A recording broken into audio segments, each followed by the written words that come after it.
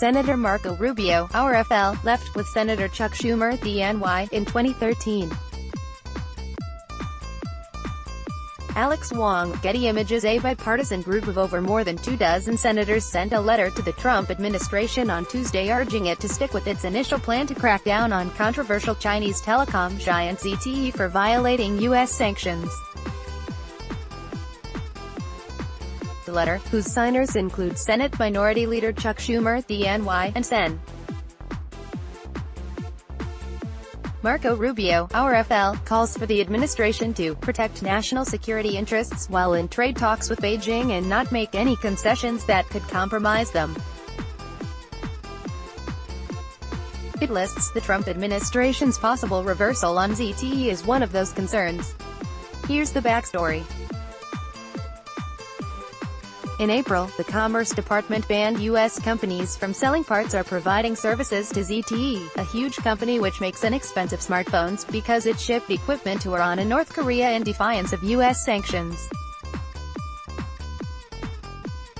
ZTE relies so much on parts that are made in the U.S. that the company immediately looked like it might go out of business. But last week Trump tweeted that he was looking into reversing that decision and to give ZTE a way to get back into business, fast. Rather remarkably, he said he worried about the possibility of too many jobs in China lost. It was a head-spinning policy reversal, and one that analysts said could deal a blow to the U.S.'s credibility in enforcing sanctions in the future. Despite criticism from both parties for Trump's about-face, his administration seems to be moving ahead with that plan. According to a Wall Street Journal report published Tuesday, the U.S. and China have quietly already agreed on the broad outline of a deal that would save ZTE. But lawmakers concerned about how Trump's concession could hurt the U.S.'s credibility, and about how ZTE could pose an espionage risk to the U.S. by covertly using its cell phones for surveillance, are trying to block Trump from easing up on ZTE.